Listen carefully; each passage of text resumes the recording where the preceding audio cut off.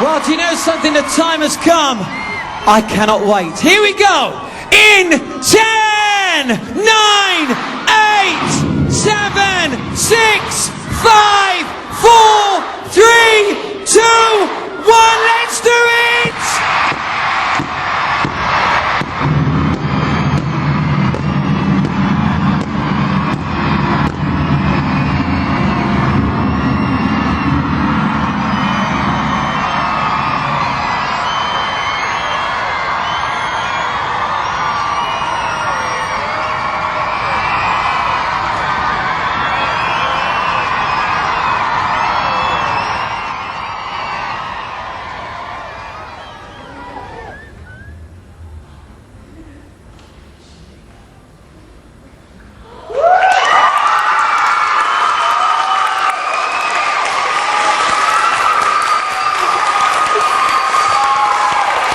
Hello.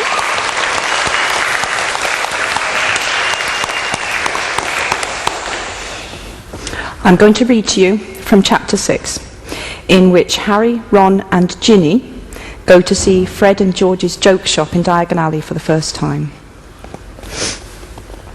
"This is brilliant," said Ron, and he and Harry led the way into the shop. It was packed with customers. Harry could not get near the shelves. He stared around, looking up at the boxes piled to the ceiling. Here were the skiving snack boxes that the twins had perfected during their last unfinished year at Hogwarts. Harry noticed that the nosebleed nugget was the most popular, with only one battered box left on the shelf. There were bins full of trick wands, the cheapest merely turning into rubber chickens or pairs of pants when waved. The most expensive beating the unwary user around the head and neck. Boxes of quills, which came in self-inking, spell-checking, and smart answer varieties.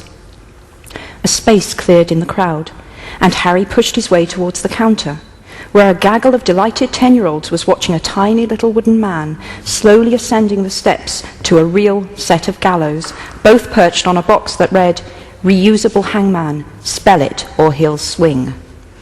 Patented daydream charms? Hermione had managed to squeeze through to a large display near the counter and was reading the information on the back of a box, bearing a highly coloured picture of a handsome youth and a swooning girl who was standing on the deck of a pirate ship. "One simple incantation and you will enter a top-quality, highly realistic 30-minute daydream, easy to fit into the average school lesson and virtually undetectable. Side effects include vacant expression and minor drooling. Not for sale to under 16s.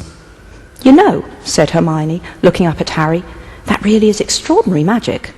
"For that, Hermione," said a voice behind them, "you can have one for free." A beaming Fred stood before them, wearing a set of magenta robes that clashed magnificently with his flaming hair.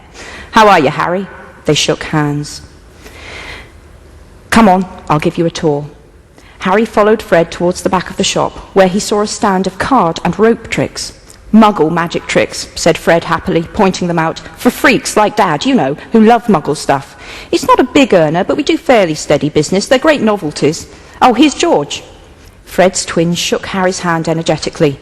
"Giving him the tour? Come through to the back, Harry, that's where we're making the real money. Pocket anything, you, and you'll pay in more than galleons," he added warningly to a small boy who hastily whipped his hand out of the tub labelled "Edible Dark Marks. They'll make anyone sick." George pushed back a curtain beside the Muggle tricks, and Harry saw a darker, less crowded room.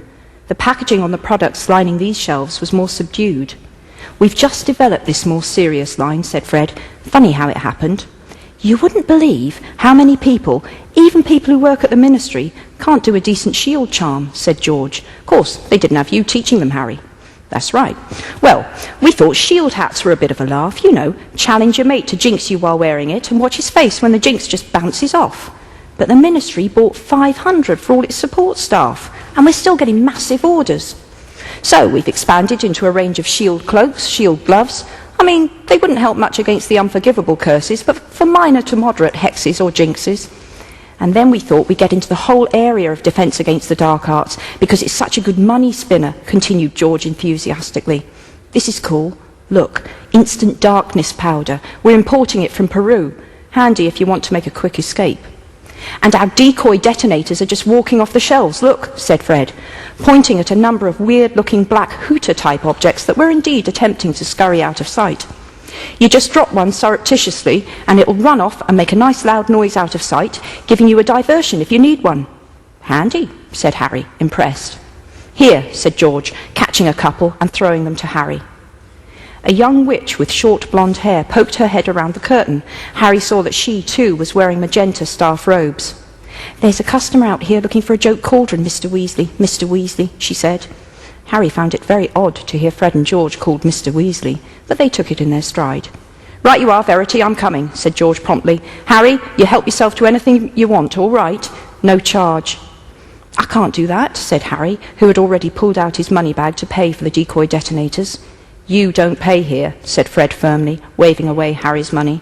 But you gave us our start-up loan. We haven't forgotten, said George. Take whatever you like, and just remember to tell people where you got it if they ask. George swept off through the curtain to help with the customers, and Fred led Harry back into the main part of the shop to find Hermione and Ginny still poring over the patented Daydream charms. Haven't you girls found our special Wonder Witch products yet? Asked Fred. Follow me, ladies.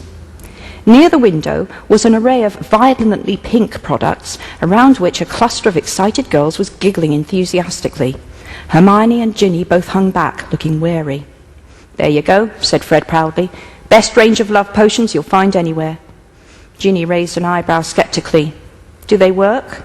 Certainly they work, for up to 24 hours at a time, depending on the weight of the boy in question and the attractiveness of the girl, said George, reappearing suddenly at their side. But we're not selling them to our sister, he added, becoming suddenly stern. Not when she's already got about 5 boys on the go from whatever you've heard from Ron is a big fat lie, said Ginny calmly, leaning towards a small pink pot. What's this? Guaranteed 10-second pimple vanisher, said Fred. Excellent on everything from boils to blackheads. But don't change the subject. Are you, or are you not, currently going out with a boy called Dean Thomas? Yes, I am, said Ginny. And last time I looked, he was definitely 1 boy, not 5.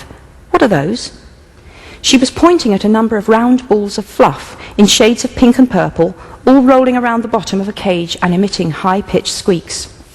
Pygmy puffs, said George. Miniature puffskins, we can't breed them fast enough. So what about Michael Corner?